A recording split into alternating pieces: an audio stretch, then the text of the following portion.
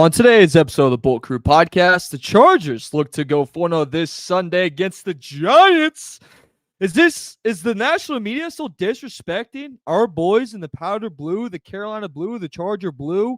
Find out. And what has been the surprise key to the Chargers' success? That's right, success in 2025. We talk about it all and your mom on this episode of the Bolt Crew podcast. Hey, yeah, hey, it's the Bolt Crew, and we always winning. Hey, go against us, I don't recommend it. Hey, it's the Bolt Crew, best up in the business.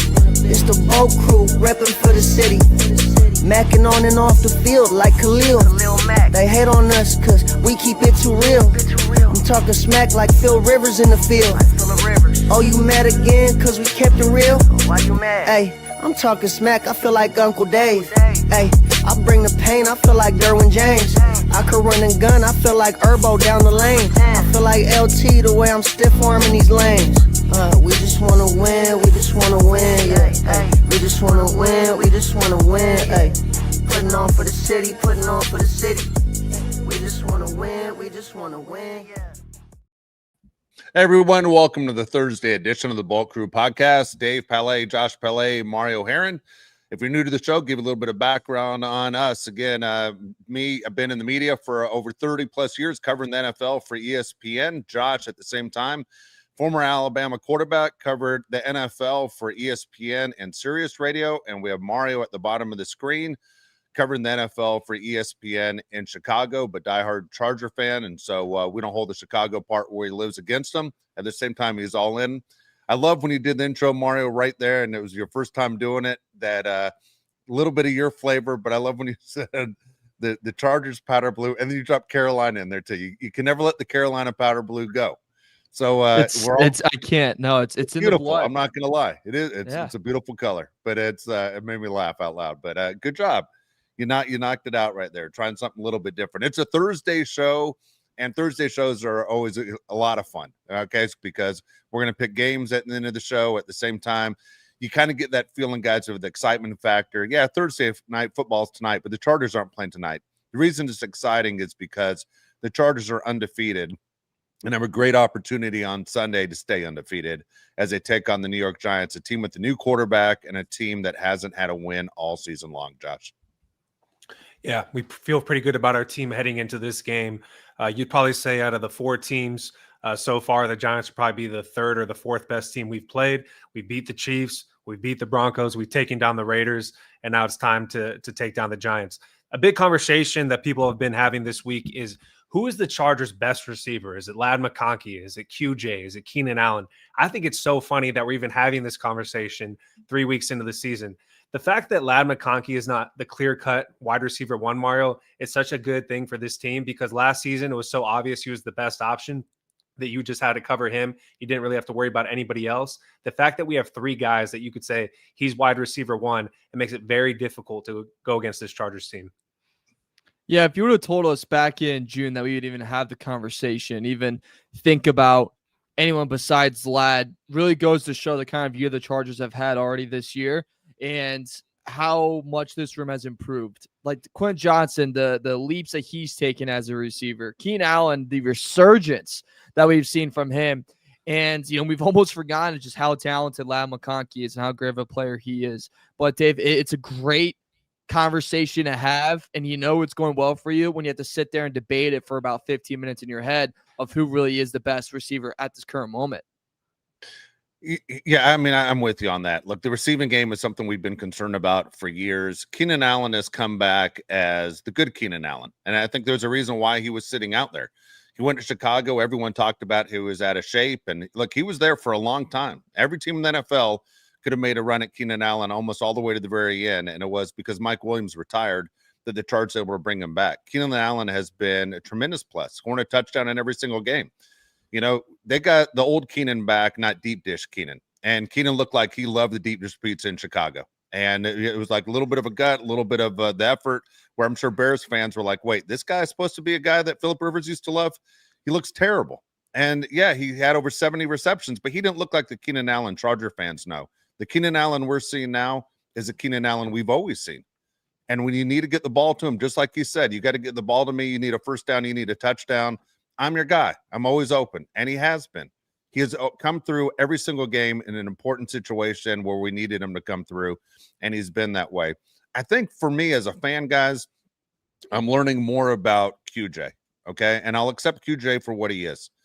QJ is really good when he's able to use his athletic ability to get open. I would never ever throw QJ the ball when I think there's a situation of him getting touched before the pass. And I know he had a reception the other day against the Broncos where he caught one. It's very rare that it happens. Like, how many times do you see the top receivers in this league where ball's coming in and you'll see a guy is holding on to his arm or his jersey, and technically you call pass interference. It's not always called. Matter of fact, it's barely ever called unless you're a big time star receiver and have the reputation. QJ doesn't like contact. It is what it is. That's fine. But you can use QJ in a way where he's still a weapon. And that's right now, I think what the Chargers have figured out is when to get him the ball. And he's not that kind of guy that's a Ladd type guy. And Ladd is Ladd. Ladd's the same guy he was last year, a guy that has the ability to get open almost at any time. Yeah, Ladd is third on this team in targets, second on this team in receptions. QJ and Keenan Allen have every receiving touchdown on this team so far. They have 3 apiece. Shane Waldron should be thrown under the jail, right, Mario? We can agree on that. I mean, Roma Dunze looks in hell. Yeah. Roma Dunze right now looks like the best receiver in the NFL. Keenan Allen looks freaking awesome. The fact that they couldn't utilize either one of those guys in Chicago just shows how bad of a job they did over there. Greg Roman, I think, deserves some credit as well. We've talked about it on this show. QJ's game is not the contested catches for the most part. He's really good in drag routes. He's really good at any route where you can get him across the field where he can showcase his speed. Ladd McConkey, I'm not concerned for 1 second that he has 0 touchdowns. He actually doesn't even have a target in the red zone, I believe. Ladd McConkey is going to do his work between the 20s. I think he's going to be fine. I have no concern to Ladd McConkey whatsoever. I'm so happy about Keenan Allen. And I think Oronde Gadsden is another guy you got to look for this Sunday, Mario, because Will Dissly's still banged up. Will Dissly will not be 100% if he plays in this game. I expect another big day out of OG. And even, wow, geez, hello, smoke a pack a day. Harbaugh even said in his press conference, there's more opportunities coming for that kid, right? Like, he played good enough last weekend that they're going to give him more chances to show what he's capable of out there on the field. And I think that's going to be something that the Chargers are going to really use big time. And I think the most important thing, too, of all of this is when the Eagles don't use A.J. Brown, there's a scene, right? There's an issue. There's an uproar. Not that Ladd hasn't been used, but obviously, like, the red zone thing is something that's interesting and you have to point out. But there's none of that, Dave. There's no eye guy. There's no, did we have a Ladd problem? Is there an issue? Is Ladd frustrated in the locker room? We don't have that. And I think that just goes to show the culture that Harbaugh's built and how honestly important that is, man. Because I don't know, 3 years ago, could we have said that would have been like that in that locker room? No, I think what it is in that locker room. You mean the locker room that's never won a championship? I mean, that's basically what it is. The teams that win championships are the selfless teams. That's the atmosphere that's always created, whether it's an Andy Reid, it's a Jim Harbaugh, it's a Bill Belichick, it's to do your job. And that's it. You're trying to win games as a team. Football is the ultimate team game. I mean, if one guy messes up out of the 11, you're exposed immediately on that play. You are exposed, and everybody knows that was your fault. It is so tough to get these 11 guys to be in the right place and dominate the guy on the other side every single time. But when someone makes a mistake, whether it's an offsides or it's a holding or drop ball, you're exposed if you don't do your job. I can't imagine that anybody on this team with the resumes that these players have and haven't built up yet would sit there and publicly become an issue already. That would be insane. That would be insane. There's only one guy on that team and in the offensive side of the ball that could open his mouth, and that's Justin Herbert. And Justin Herbert's not going to open his mouth and say something. On the other side, I would hate to answer on the defensive side to say be a guy that's an issue, knowing Khalil Mack's in that locker room with me, because Khalil Mack never does it. And Derwin James doesn't do it. And I wouldn't even want to do it in front of Tony Jefferson, a guy that's been in the league forever. So I can't imagine it being an issue with this team as long as Harbaugh's here. And if it is, that's when you say, hey, we got to make changes. And what do really good teams do when guys become a problem? Whether you're the Patriots, whether you're the Steelers, you dump guys off. When you become an issue and you think you're bigger than the team, that's when we trade you away. That's how it works. I think Jim Harbaugh deserves a ton of credit. Joe Ortiz as well for bringing in the same players on offense and defense. These are selfless players that want to win. They're pulling in the same direction. I don't know about you guys. I haven't heard one story about a jerk being on this Chargers team. I'm sure there's a jerk on every team. The Chargers really don't have one. Jerry Tillery wouldn't last on this team. Jerry No. Tillery was not a Jim Harbaugh type of player. I can't imagine there's any receivers on this team that are going to cry about the ball when you have Keenan Allen, who's never really been that player, right? You hear the story today about Malik Neighbors that says one is going to get his. I love he spoke in third person using his number. It's great. I'm going to start doing that. 12 is going to get his. That used to be my high school number. But also, Mario, the one thing I also want to talk about was the rookies so far. We're only 3 games in. I don't want to make judgments too soon. Do you have any initial thoughts on how the rookies have played? Jamari Caldwell has done pretty well in the D-line. Trey Harris hasn't gotten a ton of opportunities, but he's looked kind of good. Amari Hampton's obviously the running back of the future. How do you think the rookies have done so far? First, I think with just Trey Harris, the play of the other guys in that room has just made his role a lot less, right? So it's hard to kind of grade him just because he's more of a long-term thing. And right now in the short term, every guy's playing at their level. Keenan Allen doesn't have a lot of time left. When Keenan Allen's ready to step back, Trey Harris will step in. And Keenan Allen's only on a 1-year deal, so that could happen as soon as next year. With Hampton, look, 42 rushes for 142 yards this year. It's 3.4 yards per carry. That's not fantastic. And in Greg Roman offense, that's really not something we expected to see. But we have a defense that we face this weekend that he can get right against. I know I've said that before, but he really can. They're 19th against the run according to PFF. They're not that good at stopping it, and he can kind of get his own and like we talked about, pressure will be off of him. If I had to give him a grade so far this year, honestly, for Hampton, I'd give him a C+, B-, just because the expectations were so high.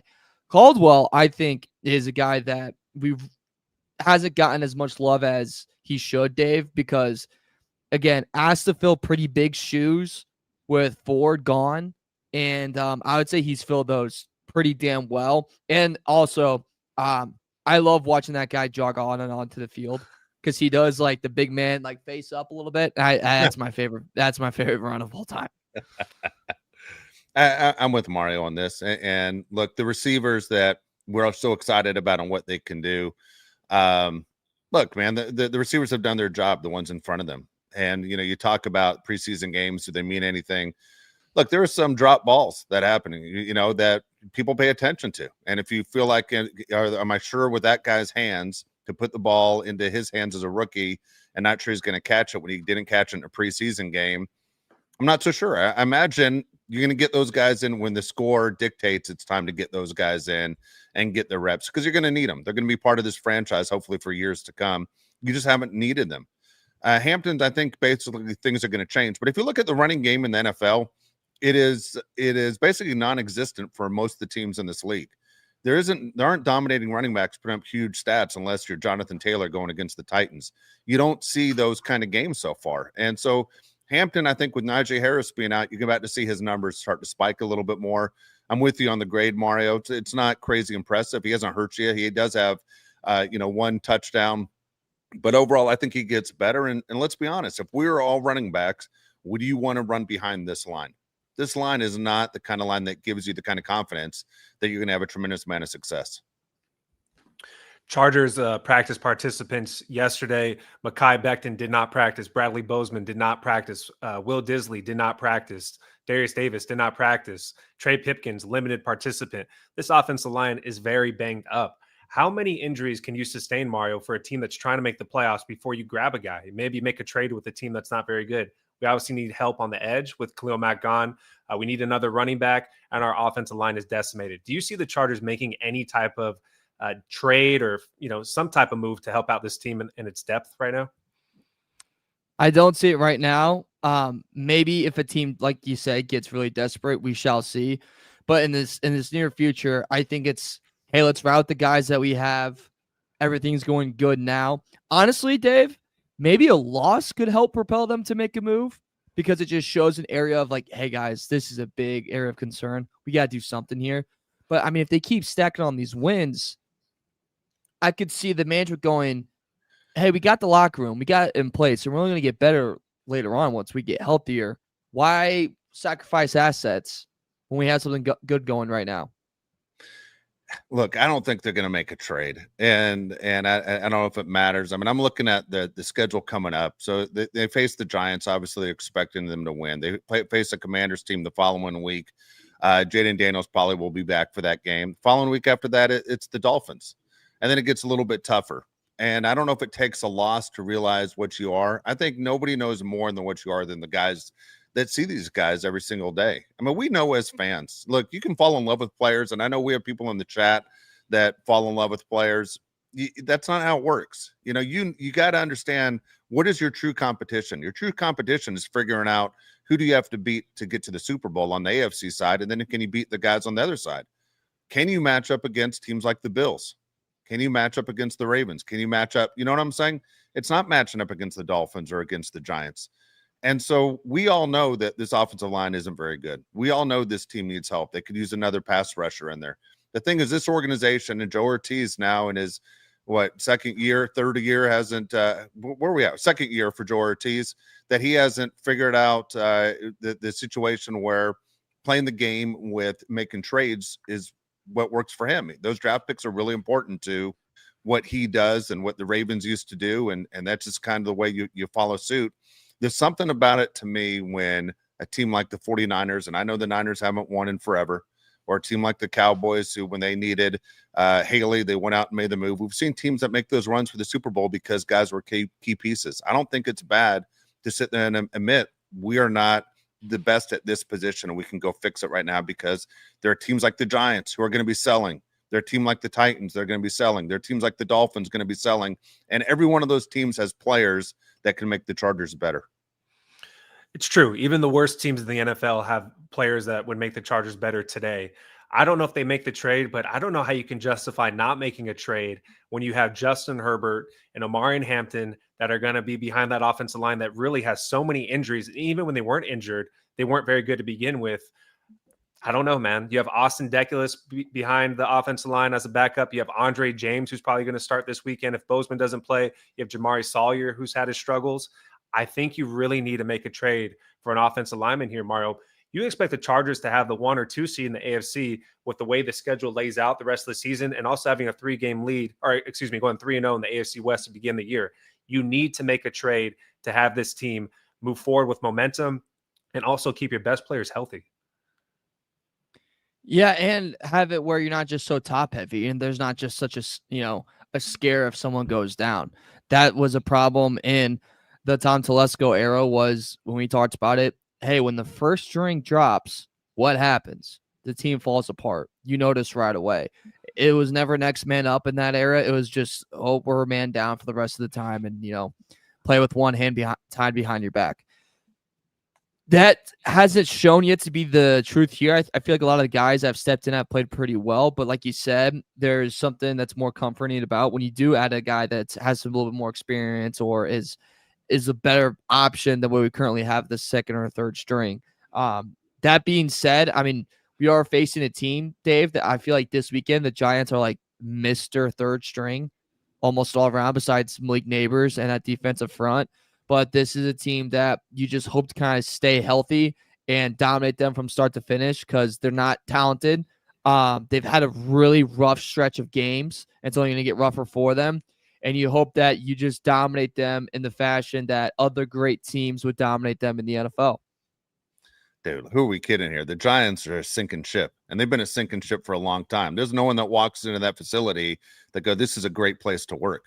This is that place where, we're going under. And you know what? The best thing to happen to me is to get traded. And whether that's putting stuff on film for Sunday, you have guys who are going to play as individuals for the Giants. There are a lot of guys on that team that don't want to be there anymore. How crazy is it that Jackson Dart is starting this game against a 3-0 team, yet you have Jameis Winston and Russell Wilson sitting over there watching?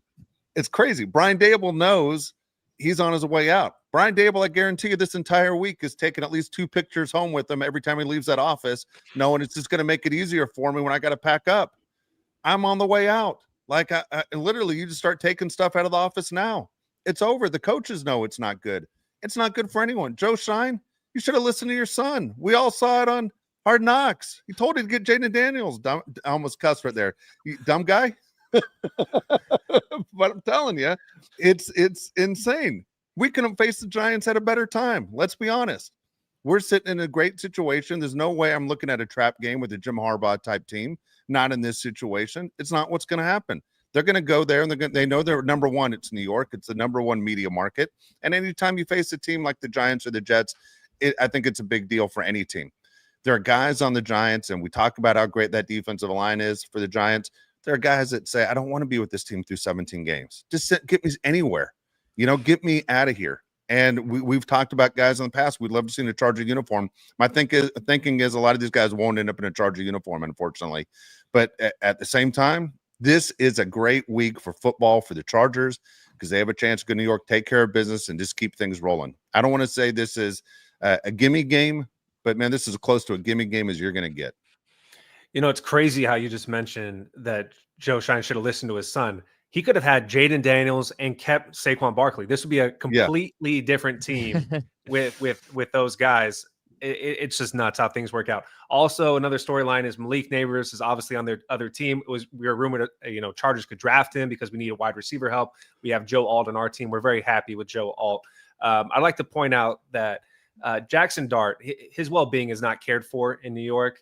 Like Dave just mentioned, Brian Daboll doesn't care, right? If he crumbles after this, he needs to save his job.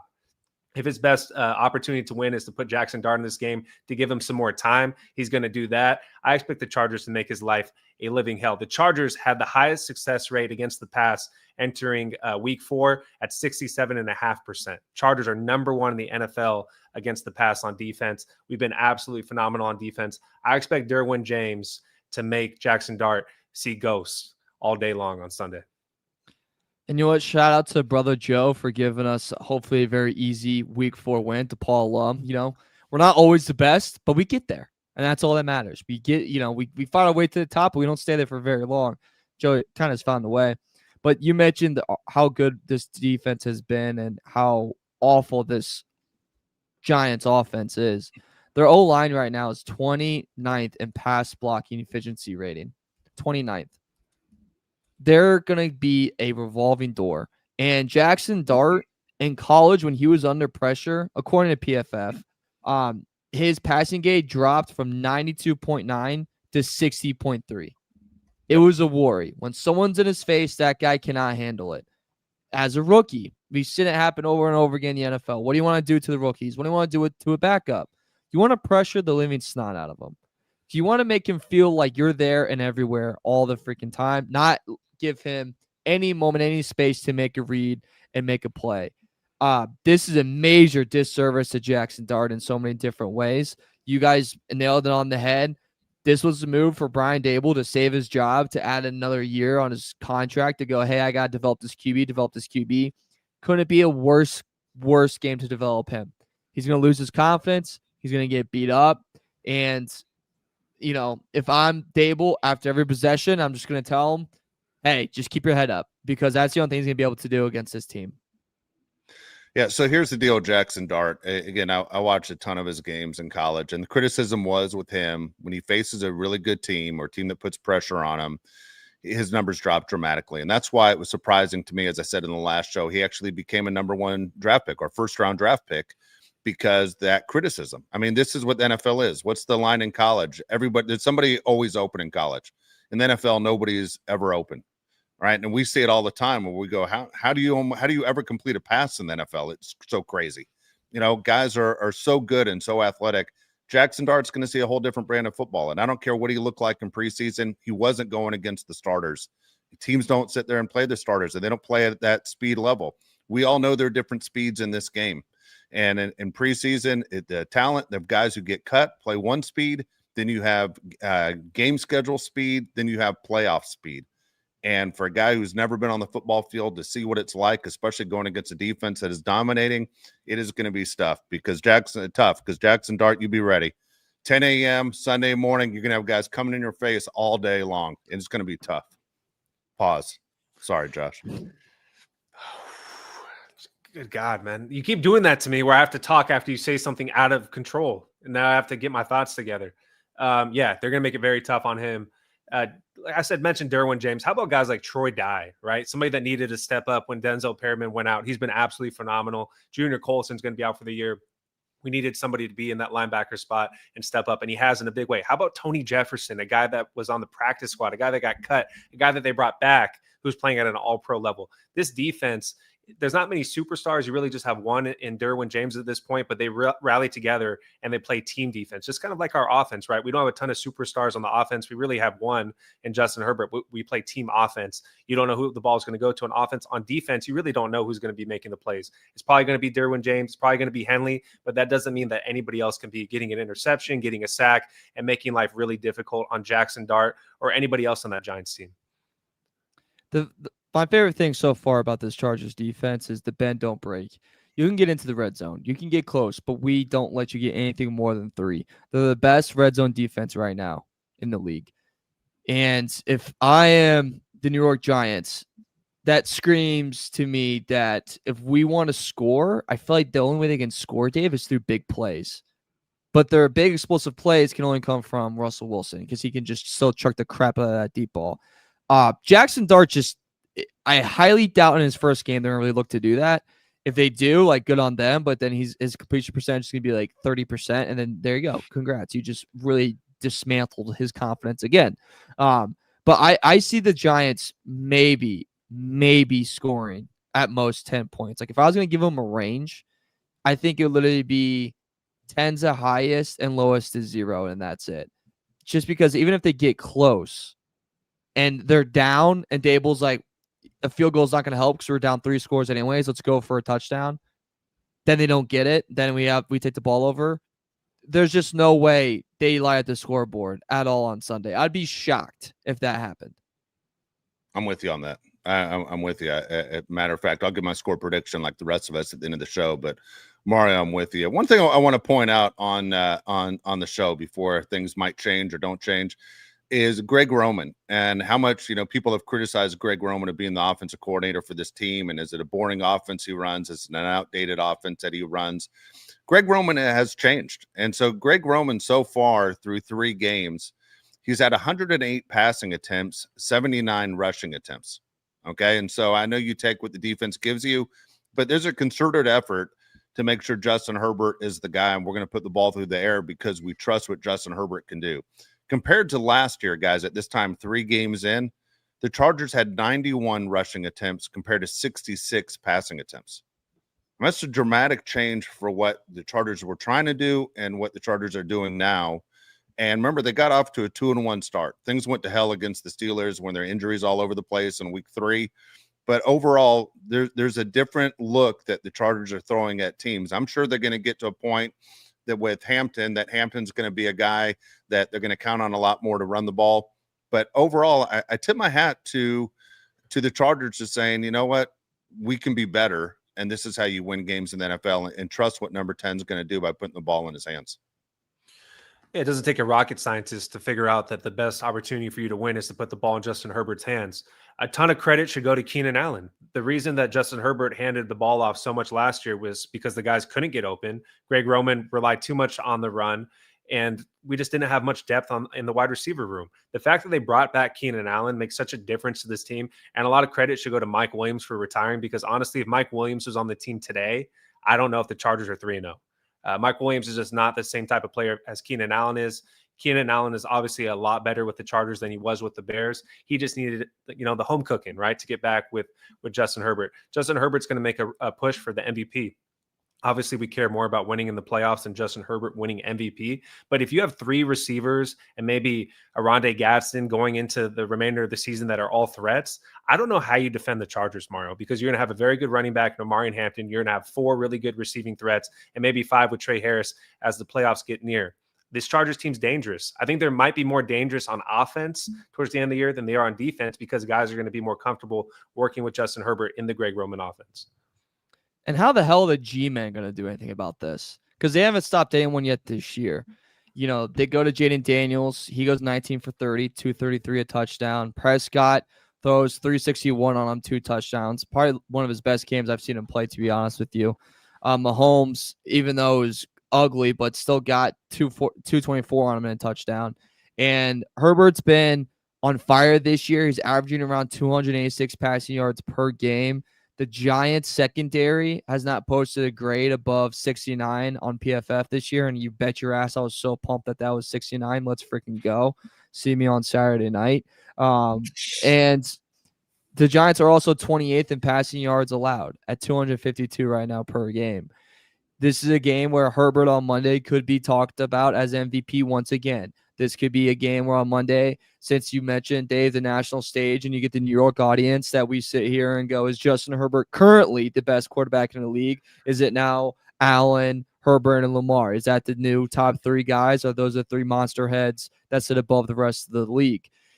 This all can happen come Monday because of how poor this Giants team is and defensively they are. And I know we are praised. We praised their front and how good their front has looked.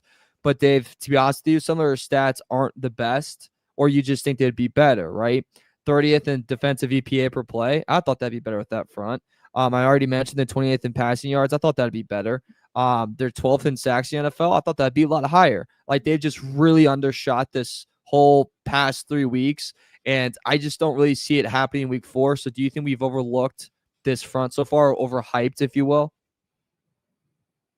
Now, look, here's the deal. I think the Chargers right now are in such a good situation going in.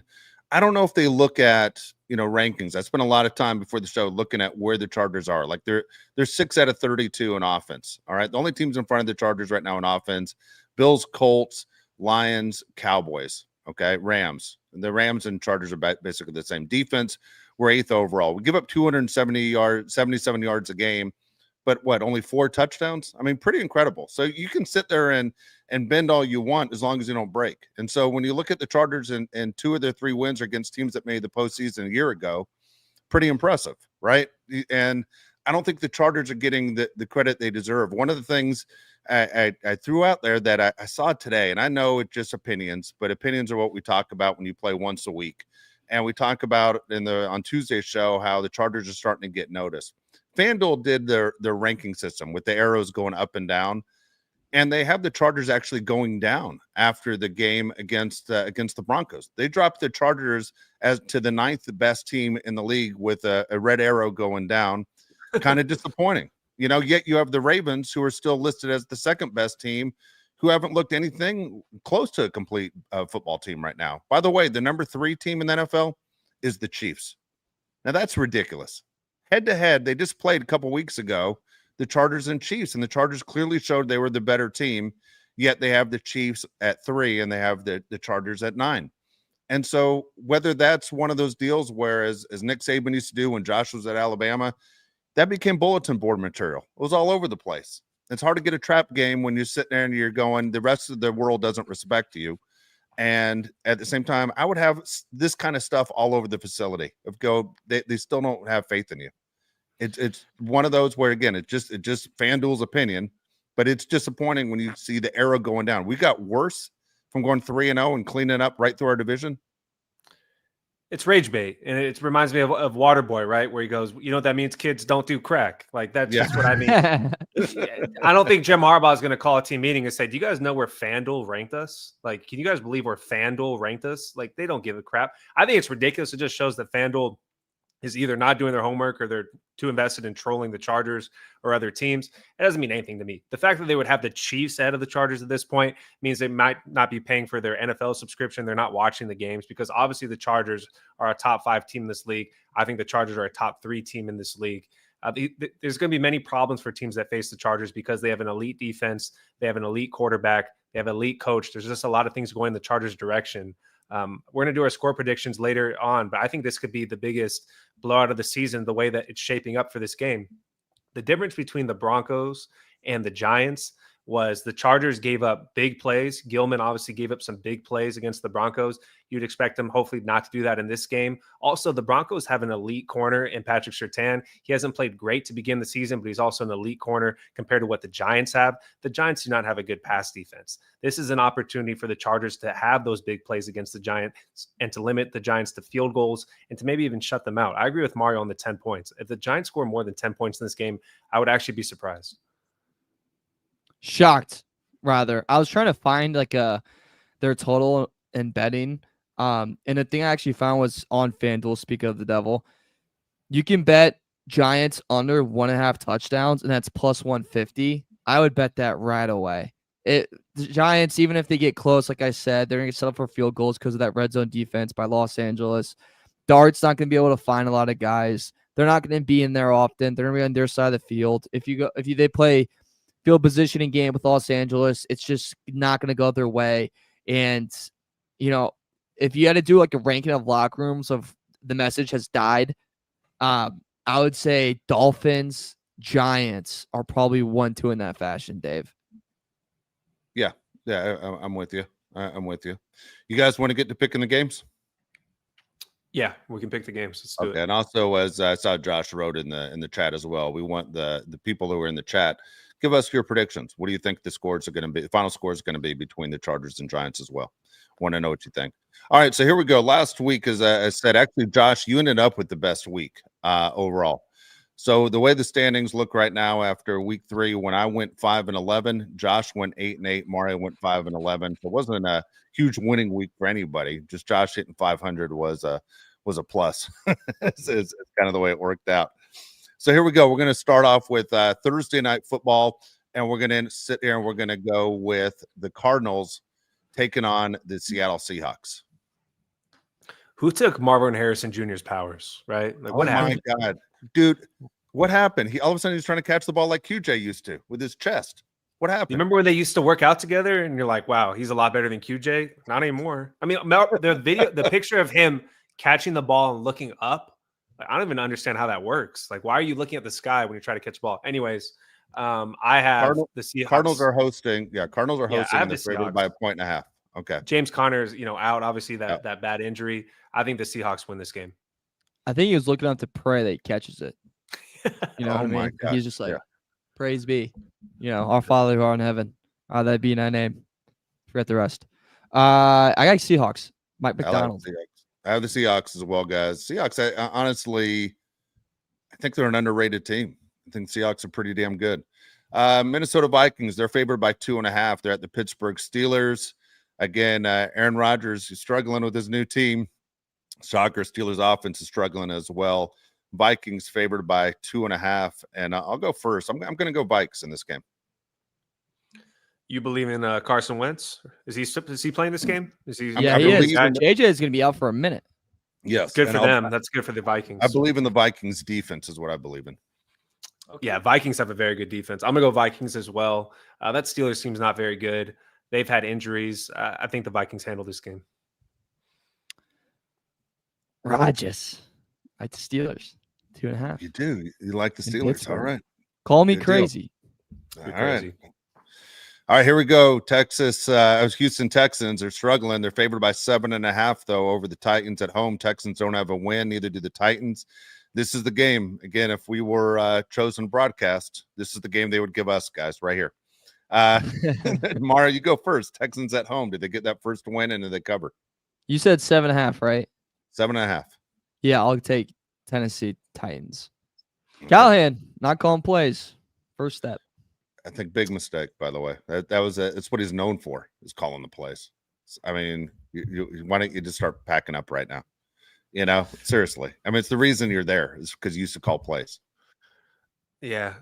Cam Ward, I think, has actually looked better than CJ Stroud this season. I think the Titans cover as well. All right, I'm gonna go different than you guys right here, just to shake it up, just because I have no idea what to pick, but I will go different just because I know 7.5 is a lot. At the same time, I look at the talent level on both sides, and Titans have zero talent. Commanders favored by 1.5. Marcus Mariota just facing every team that he was once a backup for as they travel to Atlanta. Again, Commanders are favored by 1.5. Commanders looked great last week against the Raiders.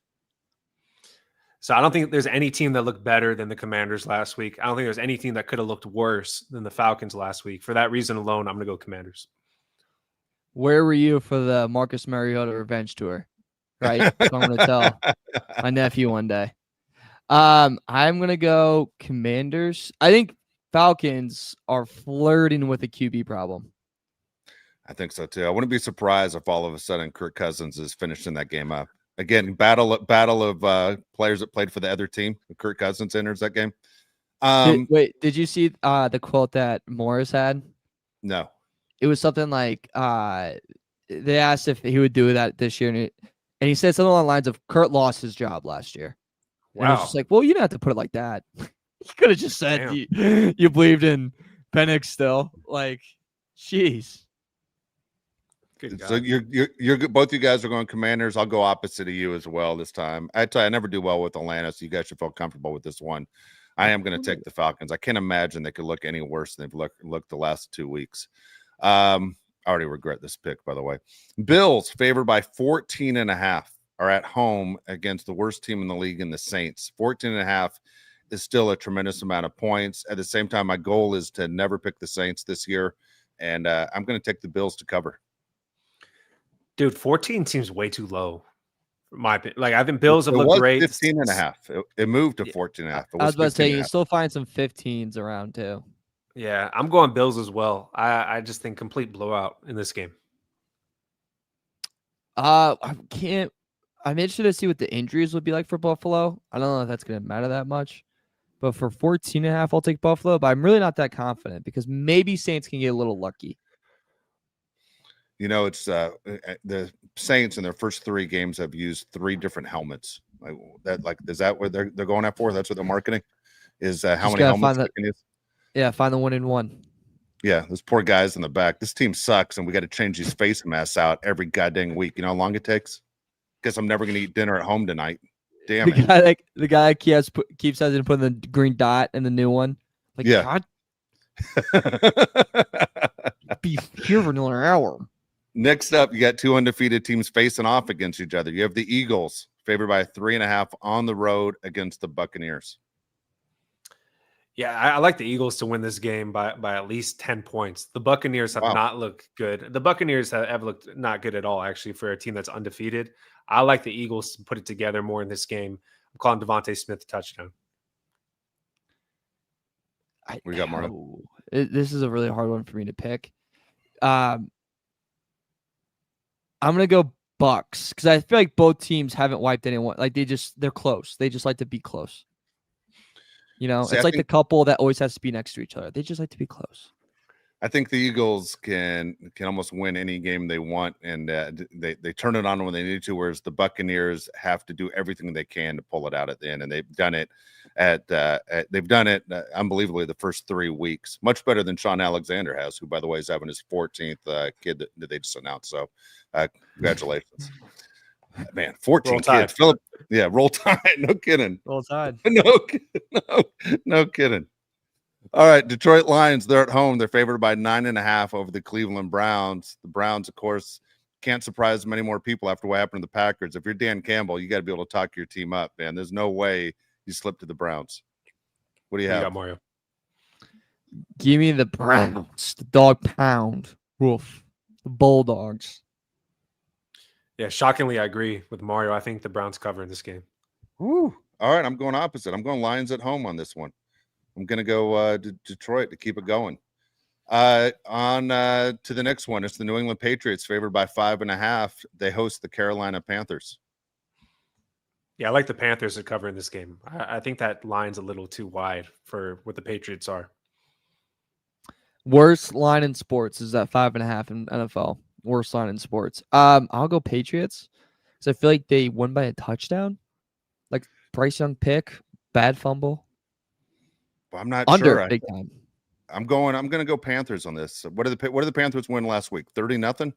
Yeah, and Panthers had a crazy game last week. 5.5. I'm going to go Panthers. Next up, 49ers. They're undefeated. It's Mac Jones facing his former team in the Jags. The game's in Santa Clara. 3.5 by the 49ers. I'll go Niners in this game, guys. Niners as well. When does Purdy come back? Have they said that? I haven't caught it.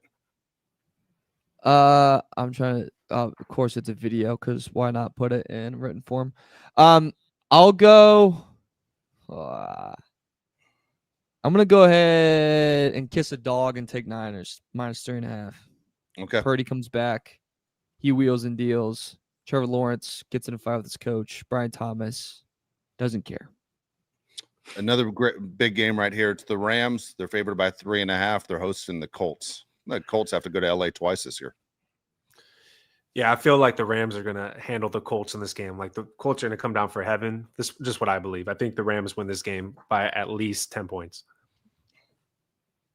Mario, what do you have? It was Danny Dimes. Now it's Danny Dollars, baby. And he's got one more in that pocket. No spare change for Dimes. You can keep the change. They're covering plus 3.5.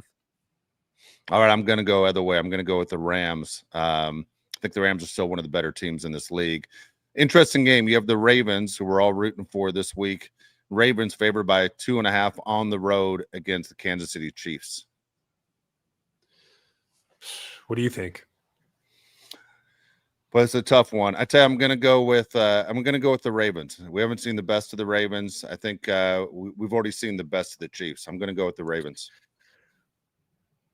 Yeah, I see an angry Derrick Henry running for like 200 yards in this game, and I think the Ravens. Angry. Dude, he doesn't look like Derrick Henry, that's for sure. I like the Ravens to cover in this game. Be angry and protect that damn football.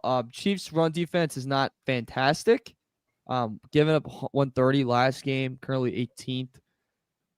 I'm gonna go Baltimore. I don't feel great about it though. Like not at all. I wouldn't bet this game with, my mom's third husband's money. And that guy's a prick. Next up, you have the Raiders favored by 1.5 over the Chicago Bears. Mara, you go first in this one. So, I've gone back and forth on this for like 3 days on if I think who's going to win or how this game's going to play out. Call me crazy, but I actually think the Raiders win this game. And I think it's a very high scoring game. Like I'll take the over on this. It's going to be very high active. I think Genty dominates though. The Bears are 20th in rushing yards allowed, 17th in defensive rushing EPA per play. He's one of the best running backs in the game. If you meet him in the hole, he can juke you socks out of the freaking building. I think the Raiders look to do that. The linebacker play is great by the Bears, but that front play is not, so there's going to be holes open. He just has to dodge a couple tackles, which I think he can do. But I'll trust Pete Carroll at home in this one. And this is a game, by the way, guys, and call me crazy. Loser doesn't make the playoffs. Winner, playoffs stay alive. My way too early prediction. What do you think, Josh? Playoffs for who? Like Bears? what? Both like will keep their hopes alive for wild card playoffs. Like if they lose this one, it's like there's no chance at all. Don't even dream about it. Oh, dude, I don't think they should dream about it right now. Honestly, I don't think either team's very good. I like the Raiders to cover just for exactly what you just said about Pete Carroll at home. This is my tie of the week, though. This is my game that's most likely to end in a tie. I'm going Raiders as well. Raiders have to win this game at home. If Raiders can't win this game at home for Pete Carroll and in front of that fan base, man, it's going to be a long rest of the year. I mean, we're still in September, and it's just another miserable season for the Raiders if they lose this game. Max Crosby versus that line. Shoo! That's not good. All right, here we go. Sunday Night Football. Pretty exciting game for me, at least. I'm interested in this one. It's the Packers against the Cowboys. It's not the fact that who's going to win this game. It's that you have the guy that was disgruntled, the guy that felt he was treated bad, the guy that thought he was going to go in the Hall of Fame as a member of the Cowboys, who now plays for the Packers and wears jersey number 1. It's Micah Parsons going back. I'm excited to watch this game. Packers are favored by 6.5, and I'm going Packers in this one. Yeah. So what's the over-under on Chris Collinsworth saying the word Parsons in this game? 40, 50 times? Like we're not going to hear enough Micah Parsons in this game. I'm really not looking forward to the game. I'm the opposite of Dave. I've seen so many Cowboys games in Dallas on primetime. It's getting ridiculous at this point. I hope the Packers just beat the living crap out of them, and I think that happens. CeeDee Lamb's not playing. That's huge. CeeDee Lamb not playing in this one. This is the fart in my face game. Yeah, exactly. Fart in my face, I'm taking Green Bay. Yep. Okay. Josh, you got Green Bay as well? Yes. Okay. Next up, you have the Miami Dolphins. We have 2 Monday night games. We love those. 2 Monday night games. You have the Dolphins hosting the New York Jets. Dolphins are favored by 2.5. I got the Jets. No good reason, but I got the Jets. If Fields is playing, I love the Jets. It looks like there's a good chance Fields is playing. I'm going Dolphins. I'm going to go opposite of you guys. Next up, we have a Battle of the Orange. We got the Broncos. You have the Bengals. Broncos are the home team. They're favored by 7.5 over Cincinnati. I'm going to go Denver in this one because I don't think Browning's it. Yeah, I'm going to go Denver as well. They're obviously pissed off about the last 2 weeks. Jake Browning is not good. I thought he was going to be one of the better backups. He looks horrible. I'm gonna go Denver. Yeah, those 2 games, by the way. If you watch football all day Sunday, look at your wife or husband and just go, "Hey, what do you want to do tonight? You want to get a drink? You know, let's go out to dinner. Be a gentleman that night. You're not missing much." All right, last game up on the schedule. It's the one we care most about. It's 10 a.m. kickoff Pacific time. It's the Chargers taking on the New York Giants. Chargers are favored by 6.5 in this game. Again, I'm going Chargers, and I'm going to give you my score is 31-9. I don't think the Giants score a touchdown. I think all their points come off of field goals. Dude, not because I'm a Charger fan, but honest to God, how do you not hammer this line right here? Like, how do you not bet this game? Hopefully it doesn't bite me in the ass. I got 30-6 Chargers. I also agree the Giants do not score a touchdown in this game. I guess we're simpatico. I have 28-0 Chargers. Woo! 28-3. I'll give him 3. I'll give him 3. I'm picking the shutout's big.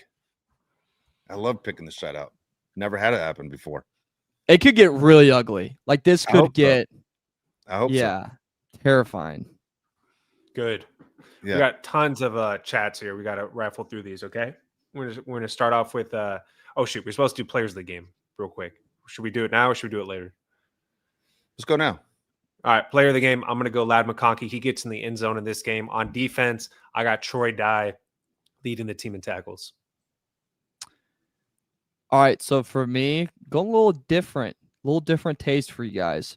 Joe Alt, he posted his worst grade in pass blocking last week. He also gave up a sack. We need him to bounce back big against this front. He is our anchor. He is our best O-lineman by far. Let's see him play like it. Let's see him bounce back in this. Let's see him dominate. Get little pancakes, which has extra syrup on it. I want him to have a really, really big game.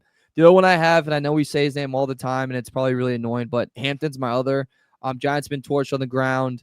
They allow the second most rush yards per game.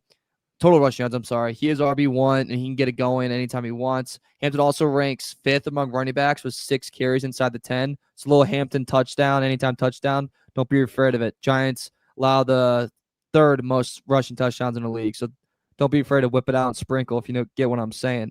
Other bets, too. Justin Herbert over 257.5 passing yards. Giants under 1.5 touchdowns. Scatterboo receptions. Chargers 27th in targets allowed to opposing running backs. Darts going to be dumped down city. Dump it, and dump it a little bit more like someone's cussing on live radio, baby. That's what's going to happen on Sunday. That's what I like. Nice. Look at you. All right. I'm going to go a little bit off the cuff here on this one. I'm going Gatson as my offensive player. Okay. As I said, I think they're going to do very well in going through the short pass game. I think this is one how you keep Justin Herbert healthy, especially against the front 4 of the Giants. And on the defensive side, I'm going Tony Jefferson is going to be my guy. Tony Jefferson is going to be my guy. Former Giant Tony Jefferson. Was he there for like a week? But I don't know. But I'm going Tony Jefferson on defense, and I'm going Gatson on offense. I like it. AK 499 says, Uncle Dave, victory cigar, wild card weekend. Take it out of your mind. My Chargers will take the Bills for the top spot in the AFC. You have to wait. Laugh out loud. Good. I hope that's hope he's absolutely wait. That means right. The Bills have to lose, right? Or how does that work?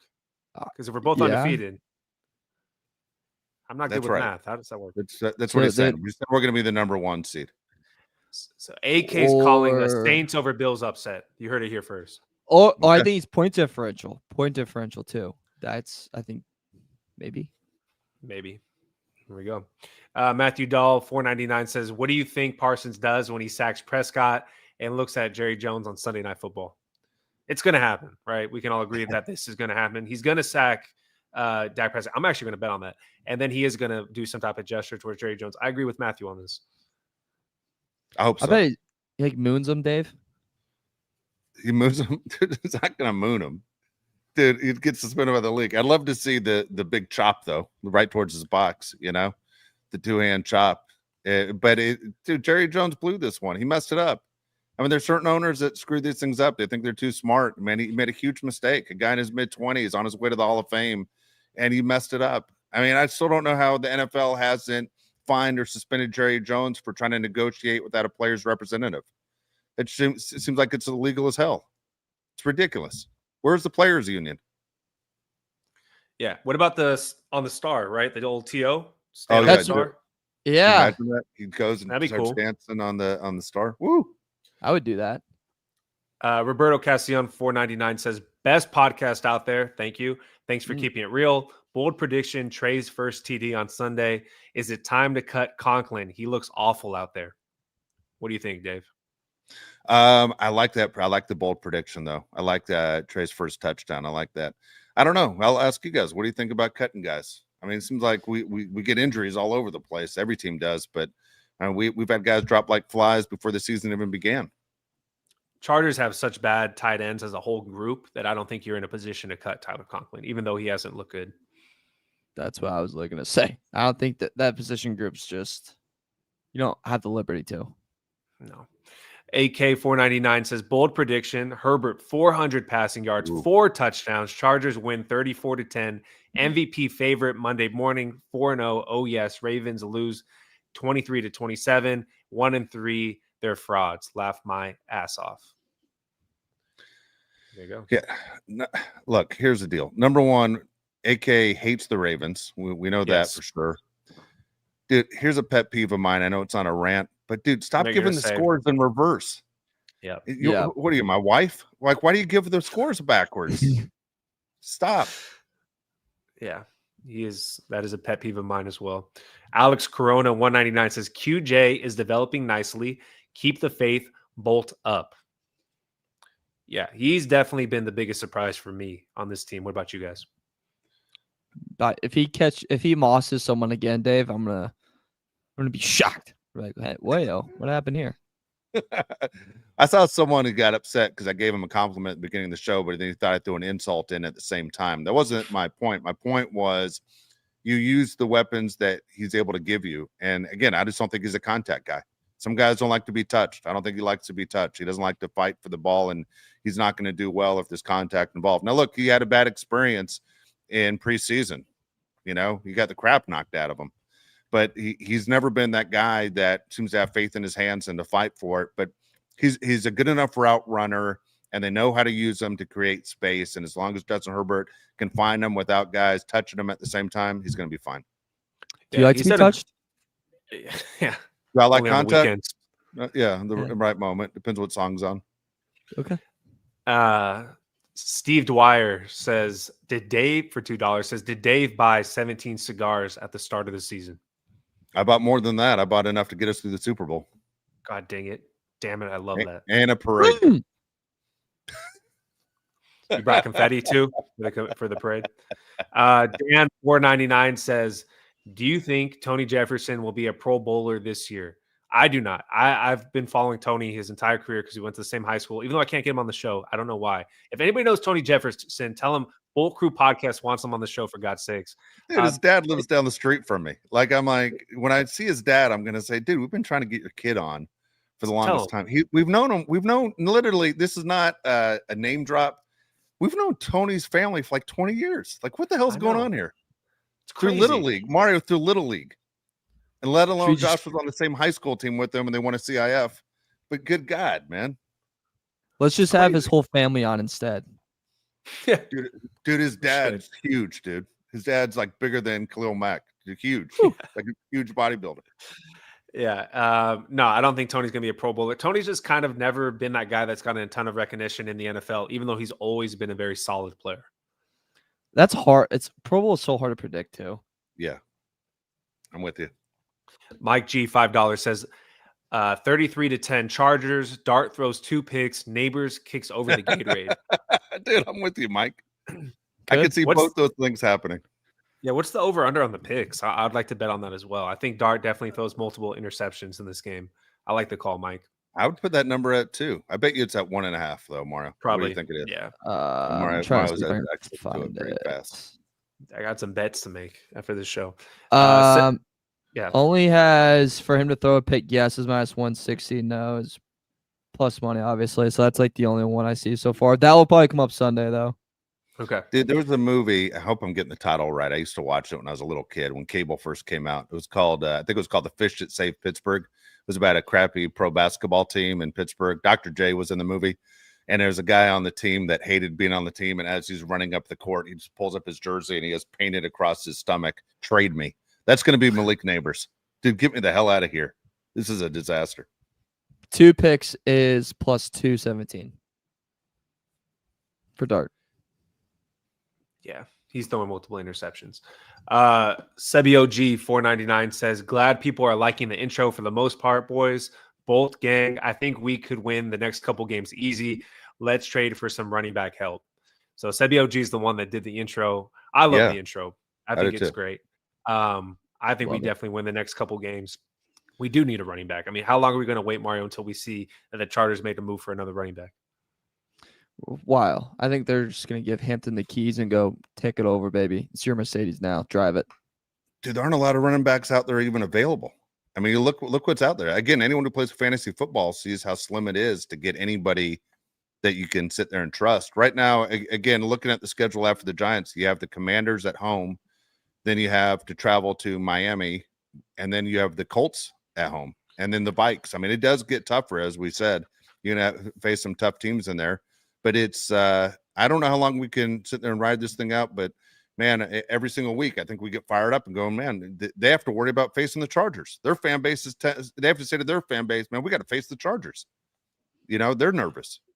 Yeah, that kind of goes into the next question right here from Miguel Alvarez 199 says, realistically, how long can we go undefeated? I mean, Dave kind of laid out the schedule right there. All of a sudden, that Colts game is really interesting. That's October 19th. That's a home game. I think Washington is the next real test for us after the Giants. Don't want to look too far ahead. But the next week, if Jaden Daniels is on the field, I think you need to be concerned that that's a team that could definitely beat you. And that's the game. That the Colts game is the one where they pull out those all yellow uniforms, like socks and everything. Everything's yellow. Yep. Son of a bitch. That's when we lose. Oh, that's crazy. Kelvin Gaddis, $10 says, "Dave, how many wins in yellow pants do you need to see before you buy into incorporating the Bolt into the uniform? 1-0 in gold on the season. Dolphins, Colts, Steelers, and Jags coming up soon in gold." Damn. God dang it. I don't like matching the Steelers yellow pants with our yellow pants. I don't like the way that one looks. That's funny. You know what? You go undefeated this year in yellow pants. I won't say a word ever again on this show about the yellow pants. Okay. I like the Charger uniforms, almost everything they have. Every combination they have. I haven't seen the all yellow. I've seen fans already who are buying the yellow jerseys though. But dude, I love the pants they wore week 1, the new blue pants. I like the white pants. The whole deal. The yellow pants, I don't know why. It just kind of puts an edge on where I'm just go, you just look soft. You look like a soft football team. Yeah, maybe I'm off on this one, but I literally think the best combination you can get in the NFL, uniform-wise, is the Raiders and the Chargers. Agreed. I think it just looks phenomenal on the field. Like, to me, that is the best-looking uniform combination when they play each other. I like seeing them on the field, too. And for me as a kid, Mario, I know you're trying to think right now. For me as a kid, the first Super Bowl I can remember was Steelers-Cowboys. Super Bowl, I think, 13 it was in Miami. That's the first one I can remember watching. Every time I see that combination when those two teams are on the field, but the Raiders and Chargers on the field at the same time to me just always look cool. I don't know, just one of those things for me. There are a lot of them, man. Again, there aren't too many bad uniforms in the NFL. I hate the Cardinals. I hate the Jags. I hate the Browns. But man, every time I turn the NFL on, I kind of get excited to go, this is pretty cool. The Ravens, Bills, I love. Yeah, I do too. The Bills uniform's clean. Yeah, it is. So clean. So American, clean. right? Red, white, and blue. Yeah, exactly. You can't go wrong with it. You don't like that. You don't like America. I mean, that's what it comes down to. That's what I say about the Dodgers. You know, you got the red number in front. You don't like America. You don't like the Dodgers. Still number one. All right. AK says for 199, Uncle Dave, Chargers are going to finish 14-3. Bills are going to finish 13-4. Okay, look, AK, I'm done arguing with you because so far everything you've said over the last 6 weeks has come true. So I'd be a fool to argue with you until you hit a bad spot. Right now, you're the smartest guy in all the NFL. You know, you're really good. I have nothing to argue. Everything you've said has happened. All right, I got to address this on the side here. Everybody's saying it. I'm seeing it on X. I'm seeing it in the comments. Chargers, people think are going to get Alvin Kamara. First off, do you think it happens? And second off, would the Chargers do that? Like, would they actually get Alvin Kamara, an older running back? I mean, he's obviously still pretty good. What do you think, I would Mark? love it. That contract, though, I'm pretty sure he has a really expensive contract. Fine. We got a ton of money. I'm all for it. He just got Is he taken over up by us? a float. I think he just No, got taken up by a sorry. float. I know. I got my hair cut today, and there's still like a hair left in my hair, and it got in my eye. And I kept trying to blink to get it out, and it was just only getting worse. It's going blind there for a second. I was, yeah. The Alvin Kamara deal, I think honestly, you could get him for a 5th round pick. I don't think it would cost you a lot to get Alvin Kamara. He's old, you know. Yeah, how old? 30, I believe, right? Yeah, for this league, that's old. For the NFL, that's old. Oh, for a running back, that's ancient. But he And by is the good, way- man. Yeah, Yeah. It's a lot of money. That's fine. You have cap space. Let's go. He's 30. We need a running back. I'm all for it. You know he doesn't want to be there. He's getting his ass kicked every week. Yeah, he doesn't want to be part of that losing team. Nobody wants to be there. Dude, there's You know? nothing worse than being a We told- like a running back on a Dable- bad team where they just dump it off. You just get your head knocked off over and Yeah. over again. Dude, he's Wait been till doing that Brian- for the past 4 years. Yeah. Yeah, wait till Brian He's been Dable and living that Kellen Moore life. shake hands next week. They play each other. Wait, who? You know, Brian Dable and Kellen Moore, the Giants and Saints play each other the next week. You know, someone has to shake hands and go, "Ah, God dang it, I just got beat by the Giants, or I just got beat by the Saints." You know, Oh that's my not God, good. That's a horrible game. Yeah. All right. All right. We have one more comment. He says 5th for Tony Pollard, AK 199. Thank Tony you Pollard for looks translating. Terrible. Yeah, Tony doesn't Pollard wanna looks be really there either. bad. Yeah, he doesn't want Yeah. to be there either. They aren't good. But I he don't would think be- the Titans dump him off. Yeah. We gotta He'd be a protect good Cam running Moore. back too behind Hampton. Yeah. I mean, that's all we need. There we go. All right. All right. We're going to be on after the game on Sunday. Hopefully you guys will join us, talk about the game. Hopefully we're talking about a big Charger win as the team improves to 4-0. But again, thank everyone for joining us today. If we didn't get to your comment today on the show, trust me, we'll read all of them on the side. But if you want us to respond, put it on YouTube and we will respond to those. But thank everyone again for joining us. Again, I'm pumped up, man. It's Thursday night and the game's a few days away and I'm ready for it to start right now. So for Mario Heron, Josh Palais, I'm Dave Palais. We'll catch you Sunday after the game against the Giants. Have a great day, everybody. Hey, yeah, hey, it's the boat crew, and we always winning. Hey, go against us, I don't recommend it. Hey, it's the boat crew, best up in the business. It's the boat crew, repping for the city. Macking on and off the field like Khalil. They hate on us cause we keep it too real. I'm talking smack like Phil Rivers in the field. Oh, you mad again cause we kept it real? Why you mad? Hey, I'm talking smack, I feel like Uncle Dave. Hey, I bring the pain, I feel like Derwin James. I could run and gun, I feel like Herbo down the lane. I feel like LT the way I'm stiff arming these lanes. We just wanna win, we just wanna win, yeah. Hey, we just wanna win, we just wanna win, hey. Putting on for the city, putting on for the city. We just wanna win, we just wanna win, yeah.